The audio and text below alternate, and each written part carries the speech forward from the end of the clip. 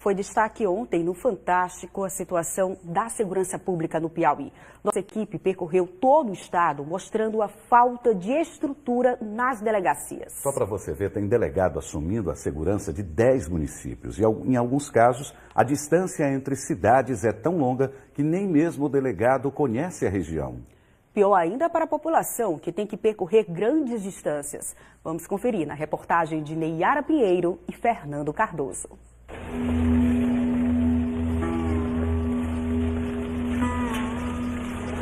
Sofrimento, muita ladeira e poeira, porque no lugar não tem o preciso.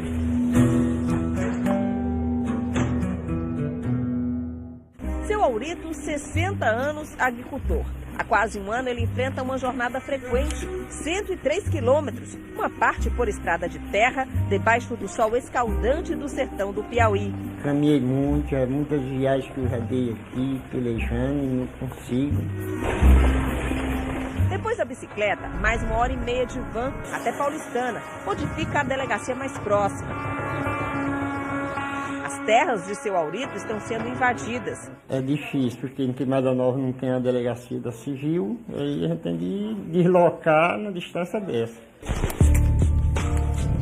A viagem de Rita até uma delegacia também é longa, 150 quilômetros de Baixa Grande do Ribeiro até Uruçuí. A professora quer denunciar que o ex-marido não está cumprindo a medida protetiva que o obriga a se manter afastado dela. Uma coisa que poderia resolver por lá, então tem que vir até em Uruçuí, então a pessoa termina desistindo e não vem. Tenho medo.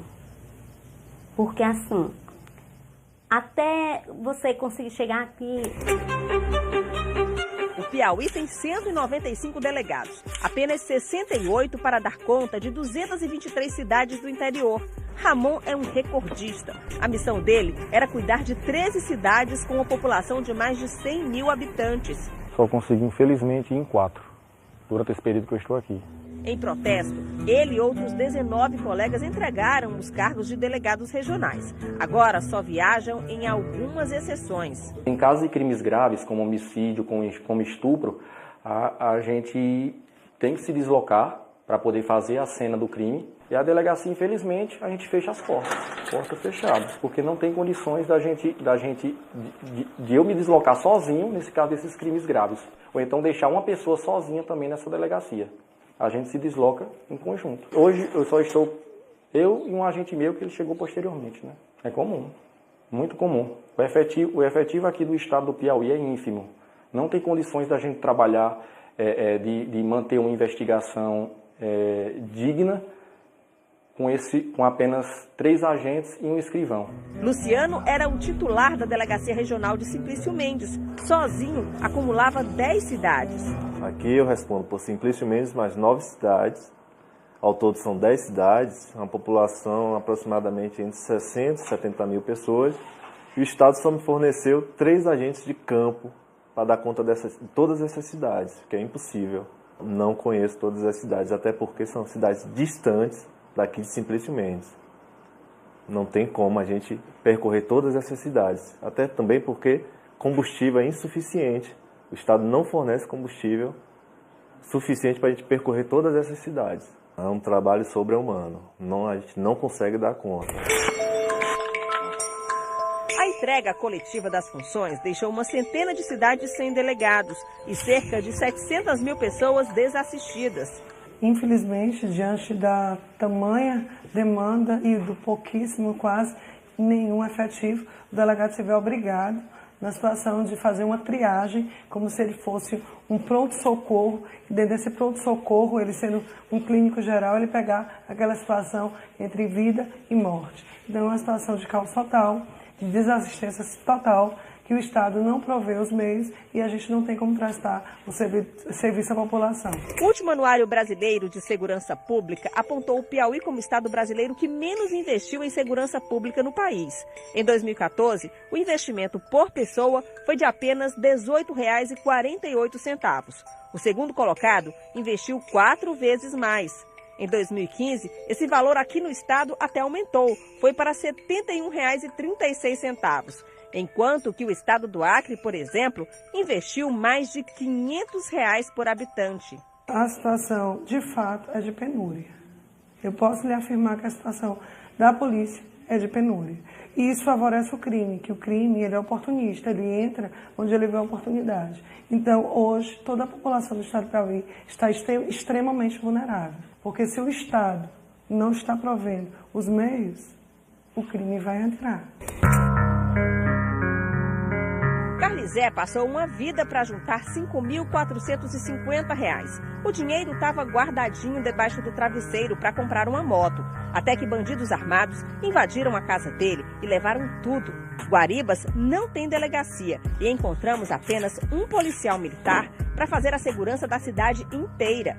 Para registrar um boletim de ocorrência, Carlizé teria que viajar 138 quilômetros em estrada de chão, uma distância muito longa para o agricultor que ficou sem nada. Eu não fui mais do que moda moto, que eu não tinha moto para ir. É longe. Aí não também levaram esse dinheiro todo aí, eu fiquei no meio. E aí para juntar outro dinheiro aí para... Não tomar emprestado também, não achei ninguém que me emprestar. Só sonhando com o dinheiro, mas porque o dinheiro suadinho aí dentro de casa. E quando não falta o delegado, falta a delegacia. Há 6 meses, Diego foi nomeado delegado das cidades de Baixa Grande do Ribeiro e Ribeiro Gonçalves, no sul do Piauí, uma região produtora de soja. Mas na hora de assumir o cargo, descobriu que em nenhuma das 2 cidades tinha uma delegacia, que era um delegado sem teto. A minha estrutura de trabalho físico é nenhuma. Eu não tenho prédio, não tenho computadores, não tenho como receber a população. O que eu tenho é apenas o auxílio de um agente de polícia e um escrivão de polícia. Para trabalhar, ele conta com a boa vontade do delegado Célio, da cidade vizinha Uruçuí, que emprestou uma sala que Diego ainda precisa dividir com outro colega, também sem teto. Ah, eles também não têm carro de polícia. Para fazer diligências, precisam da ajuda do colega. Quando ele sai na viatura, a gente fica sem viatura. Tá? A cota de combustível também, eles utilizam a cota de combustível da gente. De certa forma, no final do mês, vai ter sempre que ter aquela racionalização para que a gente não estoure a conta de combustível. Algumas demandas aqui da nossa cidade deixam de ser atendidas, por quê? Porque muitas das vezes eles estão nas suas cidades. Quando eles viajam, a gente fica aqui todo o tempo sob tensão, porque levam viatura, desfalca de pessoal, toda uma série de dificuldades que atrapalham não só o trabalho deles, mas também o nosso. No norte do estado, o problema para a segurança pública é ainda pior. Falta estrutura para manter os presos e a justiça determinou um limite para deixá-los em celas improvisadas. Já em Piripiri, tem delegado, tem delegacia. O que falta aqui são celas. Desde que a cadeia pública foi interditada em novembro do ano passado pela Justiça, a pedido do Ministério Público, vejam só aonde os presos ficam. Imagine ficar dentro dessa microcela, numa temperatura que chega perto dos 40 graus. É exatamente o que está acontecendo com esses presos agora. Além disso, vejam só a situação do outro lado do carro. Muito lixo, fezes, o cheiro é insuportável. E a Justiça e o Ministério Público conhecem essa situação. Em maio, a Justiça determinou que o governo faça uma nova cadeia pública e deu um prazo de até 2 anos. Enquanto isso, estipulou que os presos permaneçam na cadeia móvel por no máximo 14 horas. Uma decisão que nem sempre é cumprida. Edilson diz que está aí dentro há 16 horas. Aqui é muito desumano isso aqui. O negócio desse aqui não é para se fazer nem com animal. Que... Gente, o calor agora tá insuportável. Olha só a minha situação aqui, ó. E eu tô fora da cela, viu? Imagina aí. Aqui dentro tá quente isso aqui, ó. Isso aqui tá aqui, se botar a mão que queima os dedos aqui, assim, nesse plástico. Por causa da lateral do ferro aqui por fora que o sol bate. Essas pessoas eles chegam a passar mais de 10 horas, até quase um dia inteiro dentro desse carro. Isso houve a determinação do juiz local de, no máximo, 14 horas, né, até ser transferidos. Nós estamos cumprindo essa determinação, haja vista que em Piripiri não existe plantão, não há centrais de flagrante, não há equipes 24 horas de delegado nem escrivães por falta de efetivo. Em razão disso, não há como 24 horas por dia haver um escrivão e um delegado dentro do prédio do complexo. E acaba que algumas conduções, durante a madrugada, o plantão, os agentes de polícia acabam recebendo, ele fica custodiado para o procedimento ser feito na manhã pelo delegado. É melhor porque é provisória. Nós tínhamos empresa aí que ficava 2, 3, 4 anos nessas celas degradantes. Conheço e eu já passei por lá. É degradante, mas foi uma decisão judicial. Nós estamos aí para cumprir. Depois de 16 horas, Edilson foi transferido. Viajou 50 quilômetros até a delegacia da cidade vizinha.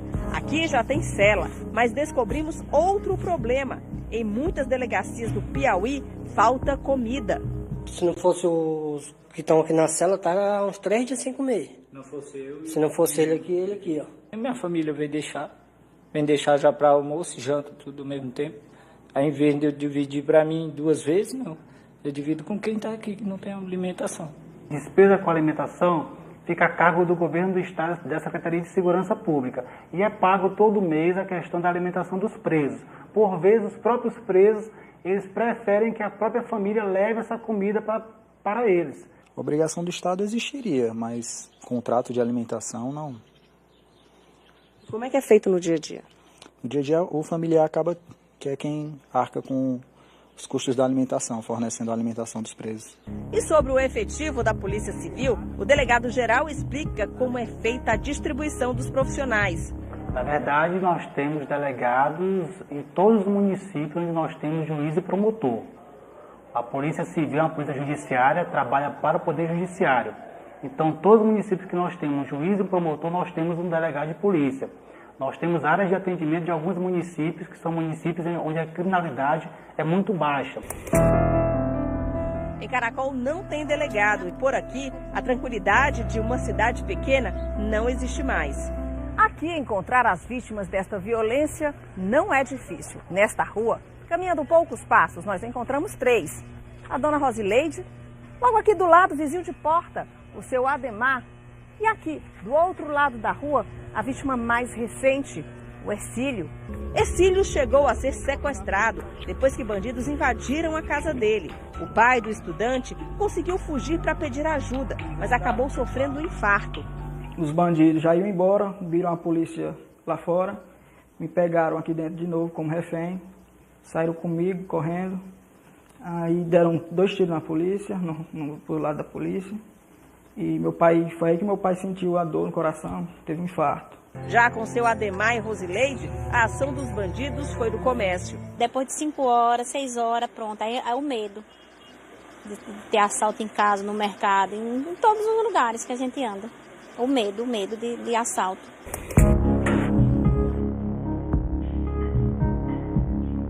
O número ideal seria de 3.400 policiais civis que nós temos na nossa lei, que seria o aumento de 100% do efetivo, que é o número que a lei estabelece. Nós temos 1.700.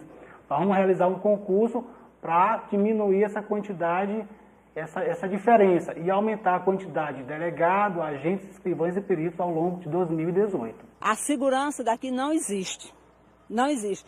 Tudo que se quer aqui vai para São Raimundo Nonato, 100 quilômetros de distância. É caótica a situação de segurança na cidade de Caracol.